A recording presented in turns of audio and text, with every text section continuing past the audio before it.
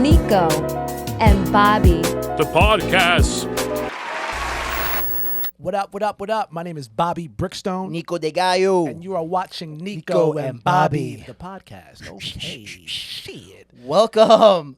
Oh my God. Look who we have in the building. Rodney's Comedy Club Green Room. Make some noise now for Mr. Gilberto Soto, guys. Not green room. Welcome, Papi. How are you? Good. I really enjoyed that. You did?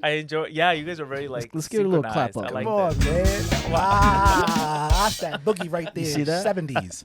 Dude, it's an honor to have you on our podcast. It's an honor to be here. Yes. For those of you who don't know, Gilberto is Gilberto is like one of my mentors in comedy. I've told you this before. What? That I look up to you and things like that. Oh, I don't know why. We're all on the same playing field. That's No, false. but he gets gems from you and things of that nature. You've You've been given doing me- it for a while. What are the yeah? gems I give you? You've given me like some good advice. Like what? Like don't let these white people treat you like shit. Oh, yeah. Inspiration. You told me once. You were like, which actually till this day, I told him once too. Like, Oh. you gave me some good advice. Or you saw one of my sets, and you were like, funny, but why are you trying to make white people laugh? And that Yeah. really. I also said, don't call your girlfriend a bitch. Well, I have Or a your wife. yeah. You did say don't call her a bitch. That's just part of the joke. But I just don't think guys should be calling girls a bitch. Unless even No, you then, know I what? like. I will I say like when that. when you said that too, I was like, damn, man. I started thinking about it. I was like, it challenges you to It's make just the it's joke an funnier. easy thing to say. It's a hack. Easy. It's hack, yeah. I It's don't a know. cheap I don't know laugh. about. I don't like labeling stuff. I just think it's easy. So my thought is like, what's the not easy thing to say? Because then that's what's not been said. But that Sure. also that's clever because you can come up with a better word, Right? Yeah. That's the whole But point. yeah, of- why you make white people laugh? And the thing is because comedy is very white dominated. Yeah. Like all the algorithms, the industry, the bookers, everyone is basically white. So we're kind of trained in a way to make white people laugh to get like to the next step before we Yeah. can really be ourselves. We getting right into it. I like this. You know what I mean? No, I'm no, getting we right are- into it. Oh, is that what it is? No, I no, like no. it. This I is like it. I perfect. like it. But Yeah. this is perfect. But before we keep going on into that whole entire spiel, I just want to welcome you guys to the Niko and Bobby podcast. Yes. Again, our guest Gilberto Soto. Before we go into all this beautiful conversation and gems, we're just gonna listen.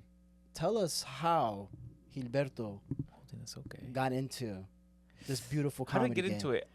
Give me give me your origin story, and then from where you're at now, and just Yeah, go from there, I have mean, fun. like, I was working. I still am, but like, you work a corporate job, Yeah. and you're just like, damn, you're so sad because you're like, all this for health insurance, and I just could not stand. I was like, I need to do something different. Like, I just need to do something different. And I took like this like class, which is like they called it experimental college, where you just like it was like three or four classes. Like you just go up there, and I went, and I'm a very shy person in general. Like I am, at least as I grew up, I'm becoming not shy.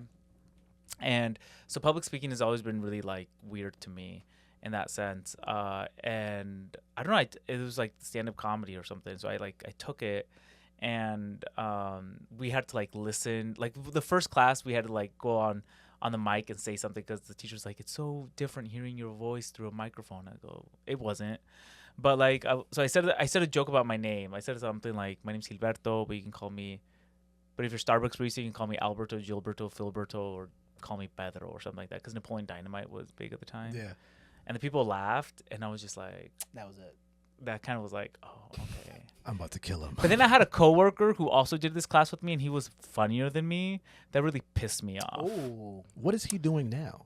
Don't care. Nice. Not stand up. He's very That- competitive. He's a very competitive. I'm not competitive, but I'm just like, I'm not competitive. If I was competitive, I'd be farther ahead. Like, I'm not competitive. I was just like, I can't have this bland white person be better than me. So it was a white man. Yeah, and I liked him too, though. He was a very nice person. Where was this though? Like, where did you grow up in? Like, what city or wherever did So you I grew up start in I grew up in Yakima, Washington. Okay. Do you know Yakima? No. Central Washington. My parent, so Central Washington people are like, oh, how'd you get there? It's a lot of agricultural work, so there's a ton of Mexicans. Okay. Like, we're like the authentic Mexicans. You know how like people think of Mexicans like LA Mexicans or Tex-Mex? no, we're like the apple picking, cherry picking, like real authentic Really? Mexicans. Like Spain wants to invade us. Like that's how authentic we are. Nice. You know, like that's what it is. And so Okay. like that's when my parents moved there because we were farm workers. Like I grew up in a farm worker home. That was my first job growing up. I was a farm worker, literally like thinning apples, picking cherries, picking like duraznos, which I forget what it's called in English, but I would like I think that's peach. peaches, so, yeah. peaches, and the other ones that look Yeah. kind of like peaches, Like but not fuzzy. apricots. Apricots I too. got you. Okay. Yeah, I started. That was my first job at 14. I was a nepo baby because my dad was like the manager, and so he gave me the job without interviewing. Actually, all you needed was Damn. papers, but I had that too. Okay. And so I did that, and like I was like, oh my god, like everyone's gonna, like you know what I mean? Like everyone's gonna look at you like, oh, you're the boss's kids, like you have to step up. And then like on my first day, I like grabbed an apple and there was a snake, and I screamed really loudly, and my dad had to come over, and it was really embarrassing. But yeah, so that's how I grew up, and like that. So growing up in Yakima, like as a real Mexican, and I keep saying that because it was just such a different experience than when I talk to other Mexicans, specifically in the East Coast. Okay. Because in the East Coast, Latinos here are kind of not the majority, but they're so present. And in like where I grew up, Mexicans were there, but we're in the background. So we weren't like as forward, and like the communities were like always in the background. We were literally like the help, right? Like that type of stuff. And so like growing up like that in a white predominant town, very Republican, was just a really interesting experience. And like that's the only reason why growing up there made me realize I don't want to be in the fields. And so that's why I became studious, because I just knew it was difficult, really, really hard to work like. So that's what my parents did. So they would like come home like really tired every day. Like, you know, in the summer you would get up at what, like 2-3 a.m. Yeah. 2-3 a.m. to go to work, and you would get dark. back around like Yeah. 2 p.m., 2-3 p.m. or something like that. It was like It weird. was like, this physical labor is not for me. It's not. I'm too pretty. I literally thought to myself, I'm way too. That's how honestly all my life has evolved, because I was like, I really thought to myself like, I'm like really too pretty to do this. And then I was working, and then I remember like I was in this meeting at work. I used to work for an airplane company, and like I was like in this big ass meeting, and like I wasn't important, so I had to sit like on the sides, like because only the important people got to sit on the table. And I just looked at everybody, and I'm like, oh my god, they are all ugly. Like literally, they were just like 25 years of stress on their face, of like needing to say the right thing. And I was like, I can't do that. I cannot do that. And then I took the class, and then it was fun. And then ever since then, like, I don't know, you kind of like build into it. Yeah. It wasn't as aggressive as New York. It was Seattle, so it was very laid back. So what made you continue? Was it that the coworker did better than you, and you were like, no? Kind of, yeah, because like he was good. Like we at the end of the four like classes, we had like a little showcase of what my friends came. Yeah. They only would talk about how funny he was. Oh. That really pissed me off. Was he like a whimsical white dude, or was he just I like forgot. deadpan? I'll tell you this, not a memorable one. Ooh. No, I'm joking. No, He it was probably like, oh, was. shit It about probably him? was. It probably was. No. Yeah, I don't know. But then after that, I was just like, like my interest into comedy. I remember like, because again, I don't have like a lot of self-esteem, and I'm really shy and stuff like that. So then when I was entering like the scene, I remember one of the girls, because you know all the girls would want to be my friend. So one of them really took me under her wing. I'm still friends with her, and she took me to like this club where there was like an open mic. So I went, and she introduced me to some of the comics, and one of the comics was like, she was like, oh, this is Gilberto. And one of the comics that was like established in New York, or in Seattle, was like, is he funny? And I remember that question. It made me feel so insecure. Yeah. It made me feel so insecure, because I was just like, who are you to talk to me like that? Because I didn't know like directness like that yet. And yeah, it was interesting. And how long did you do comedy in Washington? Not that long, because then I moved to London. So like a year, less than a year in Washington? I think like maybe a year-ish or so, something like Okay. that. Yeah. Okay. And then you got your chops in London? And then I moved to London, and then I was doing it in London, but like I really wasn't taking it seriously. Like I would do it And you moved to London for work or for some work. other- For work, yeah. Now, were there a lot more ugly people in London compared to? Yeah, London's not very. I was about to say. I Yeah. was like, you went Yeah, from one London's place to a not- different pace. London's not that like good looking, you know. I mean, Not that it matters, but it matters. I guess in a nightclub. Yeah. But like when you're outside in the sun, it's like, damn, Yeah. they all look like Twilight characters. Something like They're that. Vampires. And then when I was there, I was like, I was doing it and stuff, and I was just getting, like, I think London made me realize like, you can make a living out of it because it's easier to to do it, I think, in the UK. In terms of like they're just more accepting of like the arts programs Okay. and stuff like that, and there's a lot of more jobs, or at least was when I was there. And then I was gonna move back to the States, and it was either between LA and New York because I was getting job offers in both places. Nice. And somebody once told me that if you want to be a famous comedian, you move to LA, but if you want to be a great comedian, you move to New York. And I just think like comedy is like a sport to me. Yeah. And so like, why don't you want to play with the greats? Mm-hmm. And New York scares. I've never been one of these people. I was like, oh, I really want to live in New York. Like, you know how people like that's all they dream about. Yeah. I've never dreamed like that. And so it's because I was just like, New York is kind of scary. It's kind of big. I don't know. And I was like, oh, I should do things that scare me. And then when I got here, that's when I really took it seriously. Nice. True. Like You- the scene and stuff. You move into your fear. That's when You the have world to. starts and Yeah. good That's opportunities awesome. Yeah. happen. Now, when you were still living in Seattle and you were working the farm job, was there a point in time where your parents were like, if you don't want to do this, you got to go to school? Because my No. parents, when I was young, they would always, whenever we would be driving around like in Queens, like they'd be pointing out at like the construction workers. They'd be like, "Do you see? These guys woke up at like 5 a.m. They're moving cinder blocks. Yeah. If you don't want to do that, you got to go to school."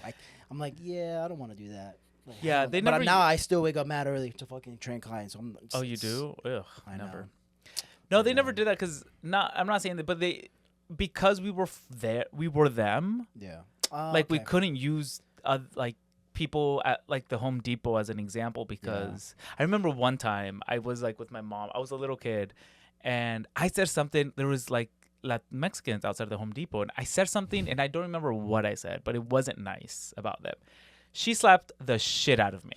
Gilberto saying something not nice. I mean, at the time, like, I just don't remember what I said, said but it some wild wasn't shit? inappropriate. It was inappropriate, and my mom just smacked the shit out of me. Were you expecting her to be like, yeah, you're right? I don't know what I was. I just remember that, like, she like hit me, and it just made me realize, like, oh no, like, we're from the same cloth here. Yeah. Like, that's who we are. Did you have family members say like, "Oh, Gilberto thinks his shit don't stink" type of vibe? Ever? No, but my like, you know, But they sensed when it? you're in no, well, like I grew up with my cousins and stuff like that going to college. Like we were the first people to go to college and like our family Nice. and stuff like that. Hell yeah. But like I would hear a lot of like my neighbors, not in a bad way. They were kind of proud of me, but they would be like, oh, you know, what do Latinos say or Mexicans? They go like. By the way, I only see Latino. When I say Latinos, I mean Mexicans. I know. I don't see any other Latino. I mean, that's race. how everyone in the world thinks us. They all Damn. think Bobby and I are Mexican. I but we're know. not. Just say it's easy. Just like, what Sometimes am they'll I? call I'm me like, Puerto Rican. I'm like, I'm not Puerto Rican. They're like, what are you, like Guatemalan? I'm like, nope. What are I'm- ya? I'm Colombian. Yeah. But Yeah, duh, whatever. Colombian. When I lived in LA, everyone thought I was either were in LA? I Armenian didn't know this. or Mexican. Armenian? I Yeah. could see that.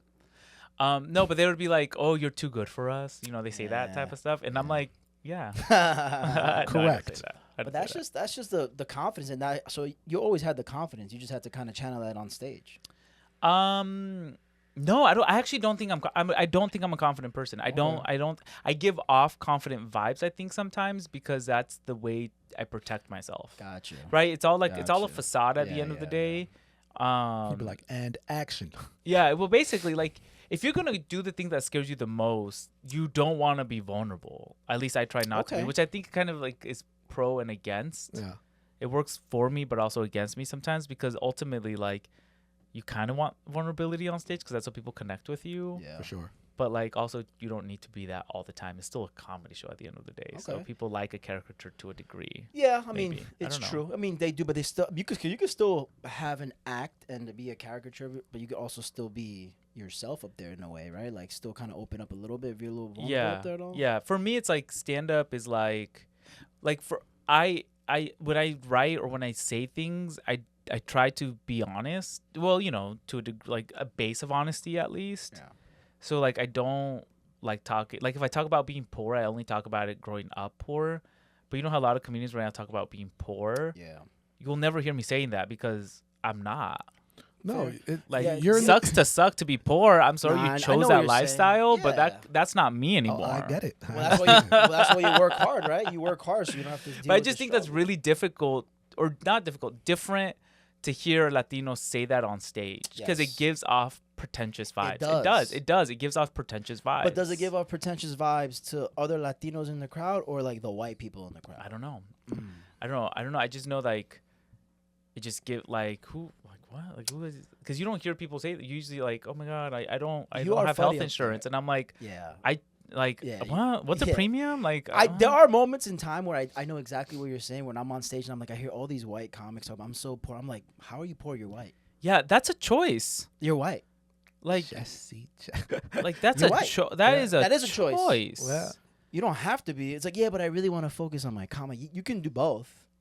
Yeah, or cosplay poor or something like that. Like I all the don't people know. that live in like Bushwick and shit, that they cosplay like they're poor, but these motherfuckers, they're Yeah, I don't know all their Gallos. backgrounds and stuff like that. I just know, like, I used to say a joke where I'm like, I forget what I said, but I say like, oh, I'm rich, you should try it. And like, I just think that's Yo. really funny. You ever see this stuff? Like, Yeah, just nah, to be he's a like, fucking I don't know, things sniper. like that. So that's why I'm like, I just try to, like, when I try to challenge of like, don't say that word, say a different word. Like, Yeah. why am I going to talk about being poor? That's expected for a Latino. Or say like, I'm stupid or something like that. True. Or like, True. say, or I don't say the words like essay because that's just not who I am. No, but you know what I Órale, mean? güey. Because Yeah, you see yeah. a lot of Latino comics now. No shade, because it works for them, and that's probably who they are. Yeah. But it's just not who I am No, because it's good. I grew up But authentically you have Mexican. to be yourself. You try to be yourself. Now, Correct. so you moved to New York. Oh yeah. So how long have you been doing comedy total, and versus how I many don't years know. you've been doing comedy in New York? I've been doing comedy in New York for like 5 years. I don't know when I moved. I forget when I moved here. Okay, that's awesome though. Yeah, total probably like 9, I think, Sick. something like that. I Okay. don't know, I forget. And how was that when you got here to New York? Like, how was New it? York is like an own game. It still is. It's a game. It's a Yeah. game. It's a Yeah. game. And sometimes most of the times you feel like you're losing. Which I think is right. Some people feel like But they're that's winning, part and of I it, think that's yeah. also good for them too. Yeah. When I feel like when you feel like you're winning in New York, you're like, fuck, I'm about to lose. Like, Feel it just that. happens. You can't be up all the I time. feel that every Yeah. time. So that's kind of cool. Every But New time. York makes it really, what New York has taught me is that you have to believe in yourself, For sure. which is something that I struggle with because I'm, humble. Like, you grew up Mexican, you're very humble. And I keep saying that because it's like a lot of who you are. It's about your childhood and whatever. And so the humility around Mexicanness is what people appreciate, right? Yeah. So when people talk about Mexicans, they talk about how hardworking they are. And they always talk about how like nice and how kind. And it's always in a subservient role. And so to like see a Latino on stage and not be subservient in that sense, you're that is changing the weird. That's narrative. weird. I get upset. But that's on stage, right? But then, like, in New York, to really believe that, to have people like you outside of stage, to connect with you, like, I still finding myself in that. But New York is like, I've never met so many people who, like, truly believe that it revolves around them. And like, at first I thought that was really annoying to me until I realized that you actually have to have that. That's Because that main character energy. it's the main character energy, but if you don't, nobody else will believe it. You know how people in the industry I keep saying the industry, but I just say in general, people only want to be on the winner side. Yeah. When you're winning, people want to be out with you. So you have to make people believe that you're winning.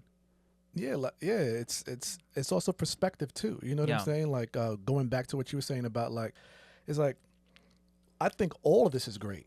All of what you're doing, all of what we're doing is great. Mm-hmm. Even though we have our moments where it's like, damn, am I really doing something good? Mm-hmm. Yeah. Like, especially if you look at it from like what you've already been accomplishing Mm-hmm. from coming from Washington to now, this is great. Mm-hmm. You know what I'm saying? It's not enough. Not enough. No, but that's it, good. it'll never be enough Never. for Yeah. humans because there's always like, what's the bigger goal? What's you know what I mean? Yeah. But it's still the accomplishments you've done and what you've achievements is fantastic. You know what I mean? So it's perspective. It's all about up here. Like, no, I'm doing good. I have more to go. It's study, and that's all it is. You know what I mean? It's like school. Job not finished though. Job's never finished. Job's No. never finished. Job's never finished. Job's never You know what? You finished. do jokes, and then like 3 months later, you're like, oh my god, that's like the hackiest shit I was ever doing. And I'm just like, oh, let me post it online or something so I never do it again. Nice. I still do it, You still but like, wow, I'm not gonna not do it again. Are you kidding me? yeah. But yeah, it's not done in that sense. And then New York is the grind. Like New York, when people talk about the grind, like New York is the grind, not just in terms of like going on stage, but networking, staying up late, making sure, because there's so many comedians, you have to make sure you're on everybody's mind almost for like opportunities and stuff like that. And then at the end of the day, you kind of are competing against people similar to you. Like you try and like, you know what I mean? Like, Yeah.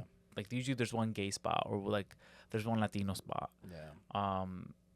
And it's like, okay, am I the best either gay person or gay Latino for them to choose from? And that's kind of like, unfortunately, I think Yeah. the world that we live in, not in a bad way, just it is what it is. Yeah. But then you also get to experience some really good comedy here. Like you hear some I really do think there's the best comedians live here. So that's also really, really inspiring. For sure. And you know what angers me the most is then you see some new comedians who are just really fucking good.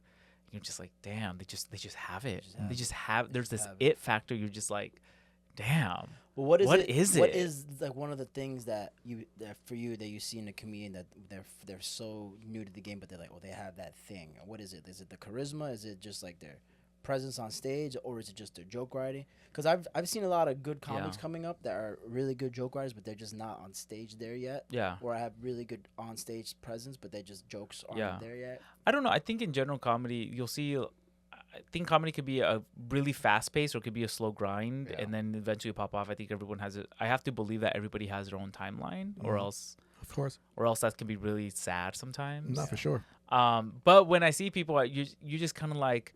There's just like something different. You're just like, oh, your mind is just working. So you know, we look at the same thing, but you're thinking about something very differently. And I really respect that. And I think it just comes down to like your perspective and what you're talking about and why your perspective is so different. Or autism.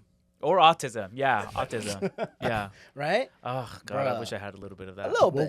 We all do. I think we do. Do we? Yeah, maybe. I mean, I just have dyslexia. I can't read. Either autism or we have a little bit of some type of narcissism. Yeah.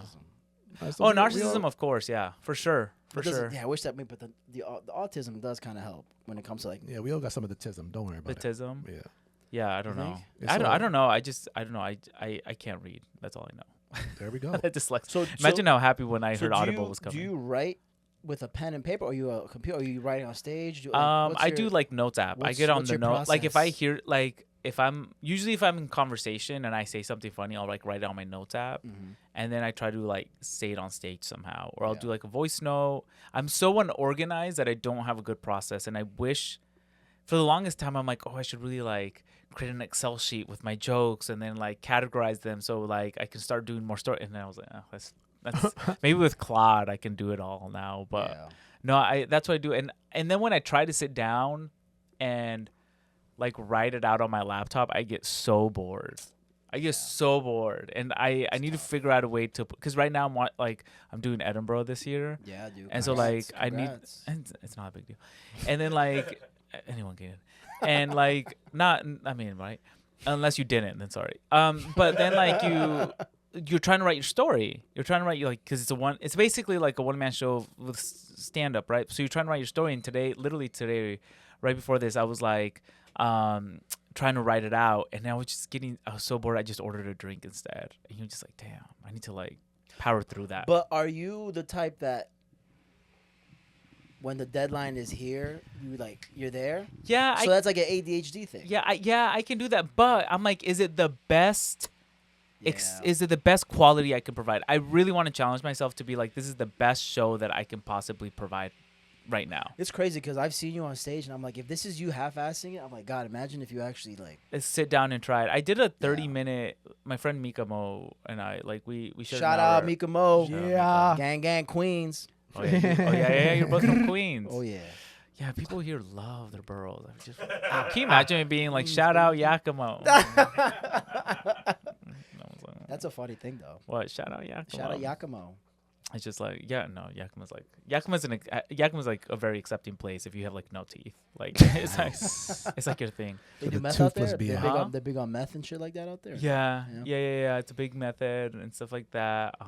Okay. High rate of chlamydia and shit like that. Oh, well, that's okay. Chlamydia's fine. Yeah. Meth, nah. Chlamydia, it's okay. I don't know. I don't know the So you're in New York now, right? What is the your biggest achievement that you've done in the comedy world so far?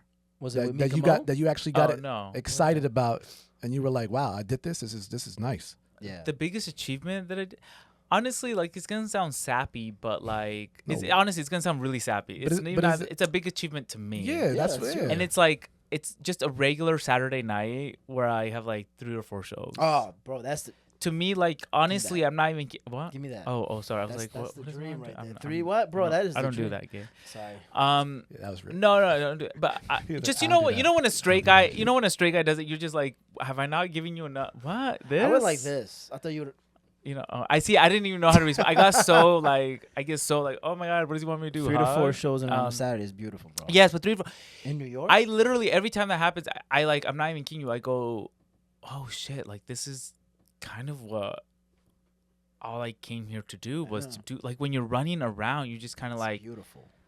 that feels really good. It feels like it just feels true. If it does, it just feels true. Mm-hmm. No, And like to me, 100%. that's like the best feeling. Even though like some shows can be good, some shows can be bad. You just kind of like somebody believing me enough to like have me that I feel like a comic because it's like you're paid. It's a weekend. What else do you want? Like literally, what else do you want? Nah, I understand it. I love it. Yeah, I mean, it's literally, sappy, I know, but it's Nah, true. definitely not sappy at all. It's what we're here to do. You know what I mean? It's 100%. Yeah. That's why comedy's you came here. life. That's why you Yeah. came here. I mean, if I can do 2 mics in a night, I'm like, God, I feel happy. Oh, okay, yeah, same. You know. No, serious, man. Touch the stage. You know what I mean? Just get Yeah. on stages. That's what we're here to do. you So know? how long were you when you were living in New York? Like, how long did you go through the whole open mic? Yeah, a bit. Like I was doing open The mic for like circuit. 2-3 years, I Yeah. think. Yeah, for sure. Okay. And then I don't know. I probably should do them more now. Like, you know what I mean? Like, Because of just- Edinburgh or just in general? no, just in general. Like, why not? Like, yeah. I think some comics think they're too good or something for that, and I think I got lazy in that sense. I'll be honest. I got really lazy. But I think mics can sometimes be soul crushing. But sometimes if you choose the right ones, it could also be kind of fun because you meet new people, and then you can try out new jokes with like no like harm. Like I do like if I get invited to a bar show, everyone like goes like a bar show, but I get so excited when I get booked for a bar show because it counts for nothing. Yeah. Which is like the truest form of comedy when it doesn't count. Like when it doesn't count, you're just kind of like, at least for me only, I'm like probably the funniest I ever am because I just don't care. It's I your don't true care. self. It's my true self. It's whatever my mind is going through. I'm relaxed. I just feel naturally funny or like I'm working on something. And I treat those like kind of like open mics in that sense, but just like longer and try to see how you can tie it back. And it's really an experiment.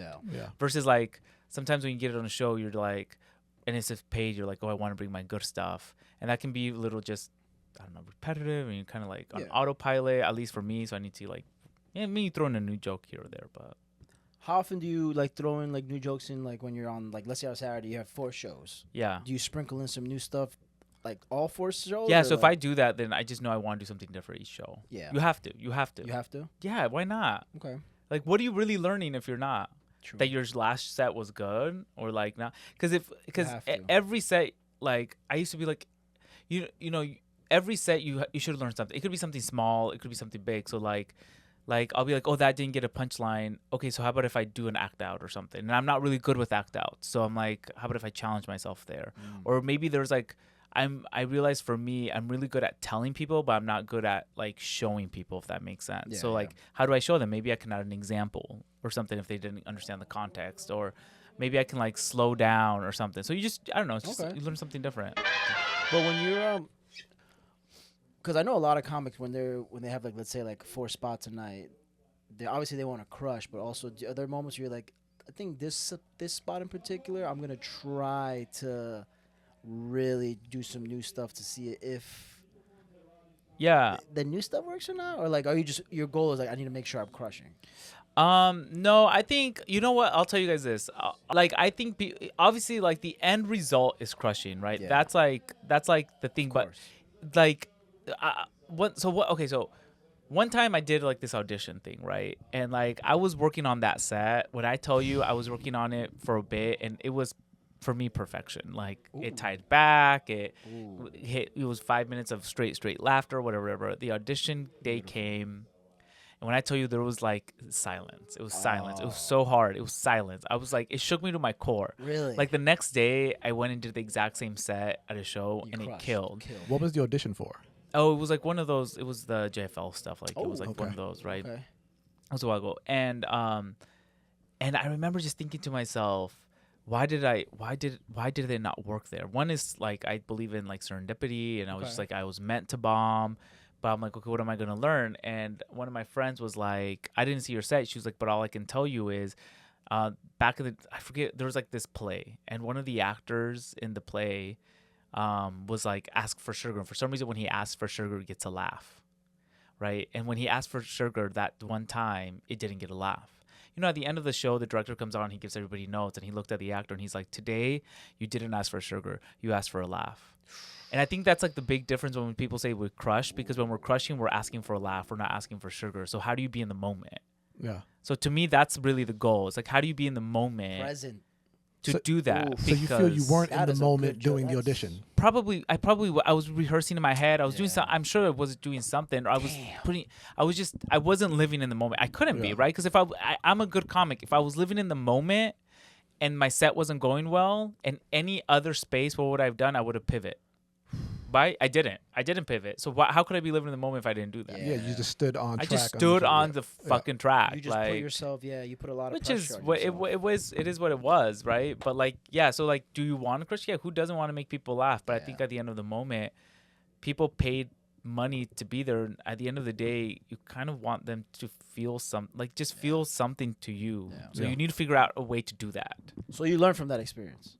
I hope so. think so? Yeah, I hope so. Because you crushed right after. I did the next day, but didn't Because- matter then. Yeah, because you went I in crushed there. a room full of lesbians. Good. Ah, Wow. My dream. That's my dream. Yeah. So what is your biggest bomb? So you were talking about that you didn't. Yeah. What was your biggest bomb in your career?